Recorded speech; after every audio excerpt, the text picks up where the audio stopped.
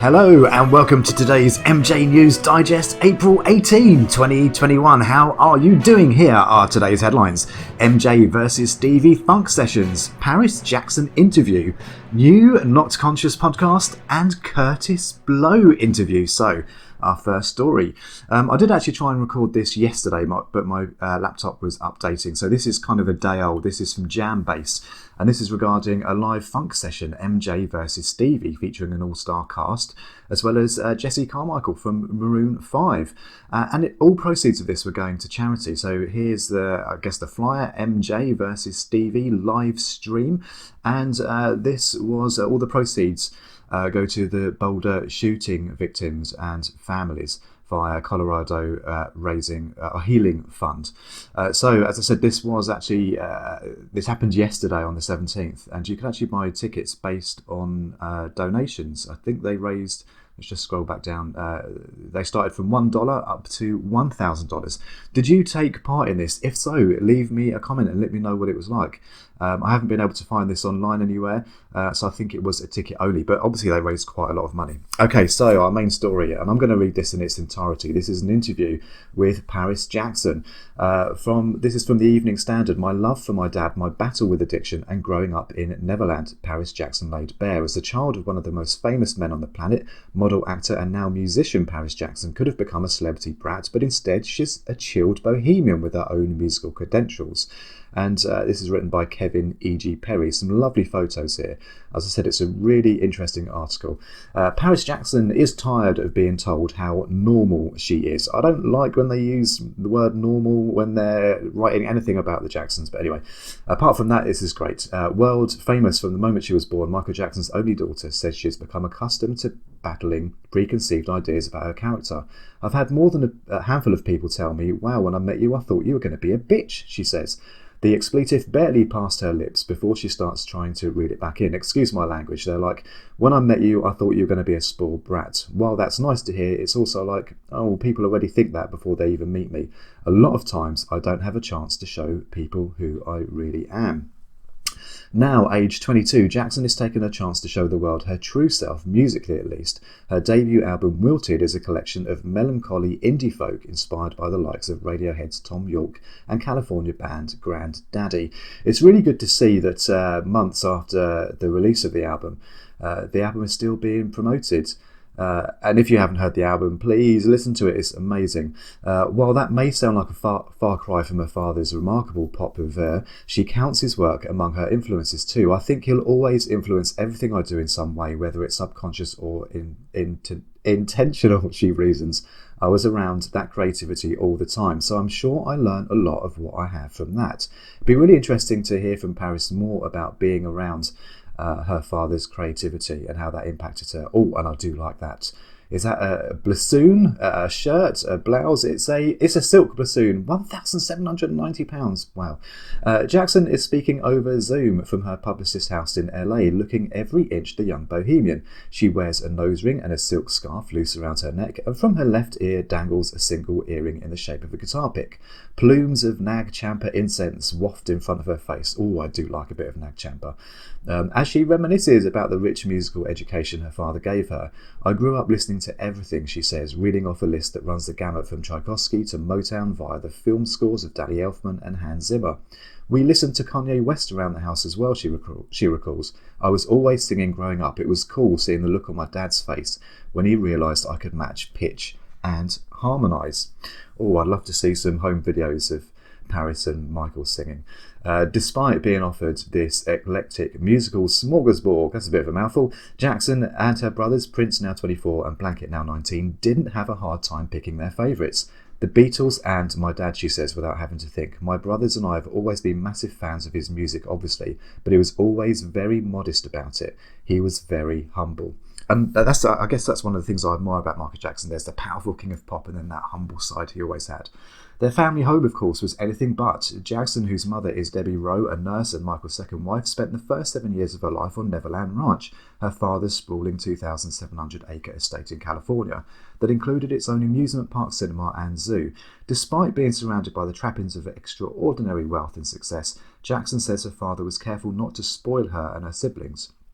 We were very privileged growing up, but when it came to things like getting toys and going on the rides, we had to earn that, she explains. We were lucky enough to be raised with solid morals. He would be like, "Oh, you want to go to Toys R Us and get 5 toys? Great. You need to read 5 books and I will test you on those books." It was very clear to us that those rides and the zoo were for underprivileged children, children who were sick and couldn't go to Disneyland. If we were good and we did our homework and we worked hard throughout the week, maybe we could go at the weekends. Wow, that says a lot about Michael's parenting skills. In 2009, when Jackson was 11, her father was preparing for an ambitious 50-show residency at the O2 Arena in London when he suddenly and unexpectedly died. Just weeks later, Jackson stood sobbing on stage at LA's Staples Centre for his memorial service. And it goes on to quote what Paris said at the service. And I'm not going to read that because I still find that really emotional. After her father's death, Jackson's life changed beyond all recognition. Until then, she had been homeschooled, but in 2010, she was enrolled at the Buckley School, an exclusive private school in the San Fernando Valley. She started trying to write songs at 13, using YouTube videos to teach herself guitar. Her musical taste was changing too, tending towards the heavier sounds of Motley Crue, Van Halen, Alice Cooper and Ozzy Osbourne. She fondly recalls her first time in a mosh pit watching Brazilian heavy metalers Sepultura open for Metallica. "I remember getting an elbow in the mouth," she says happily. "There's just something about that music that touches people's hearts when they're going through that. No one understands the teenage thing." Ah, nice photo. Oh, I do like that. Is that a jumpsuit? I seem to be all into jumpsuits at the moment. No, it's not. It's a top and trousers. Nice. Jackson's teenage years were particularly difficult. In 2013, aged 15, a debilitating combination of grief, depression, and intravenous drug addiction eventually led her to try to kill herself. In the wake of the suicide attempt, she was sent to a reform school, much like the one where her friend Paris Hilton was alleged that she suffered ongoing abuse.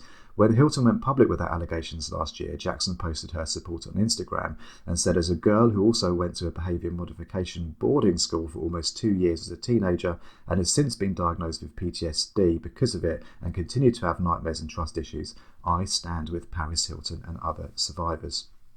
Today, she stopped short of saying these kinds of institutions should be banned outright. She says, "I think it depends on every situation. I will always say that I understand the necessity of the idea of it. You just have to go about it in a certain way, and this was not the way to go about it. The idea is to rehabilitate, not to cause more harm." And I really appreciate Paris talking about mental health, or the article talking about Paris's mental health and suicide. It's a discussion that we all need. Jackson has worked hard to put her struggles with addiction behind her, and on Wilted she explores her grief for friends who weren't so fortunate. On Undone, one of the album's standout tracks, she sings, "I know you're falling to pieces because you wear your heart on your sleeve, but if you could just put down the needle, mend yourself and believe." The song was written about a couple of friends of mine that are no longer with us who I miss dearly, she explains. "It's kind of what I would tell them if they were here. I think about them all the time and I still feel their love with me. I really took down all my walls and completely exposed my heart when I wrote these songs." She says she wanted Wilted to tell a story, especially the story of love, betrayal and heartbreak, and my experience with that. And despite mining her past relationships for material, she seems bemused by the suggestion that the record's release could have led to any awkward conversations. And Paris goes on to say that all of her exes are still really good friends and really supportive of each other. "I don't think I'm friends with any of my exes, so well done for that." Well done for that, Paris.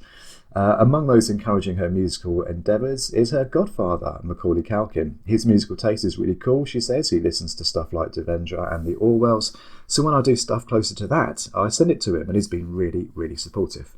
Alongside her music career, Jackson is also a model and actor. She appeared in the 2018 crime caper Gringo, and in 2019 guest starred in an episode of Slash's series Scream. "I love acting," she says. "I definitely would love to keep doing that.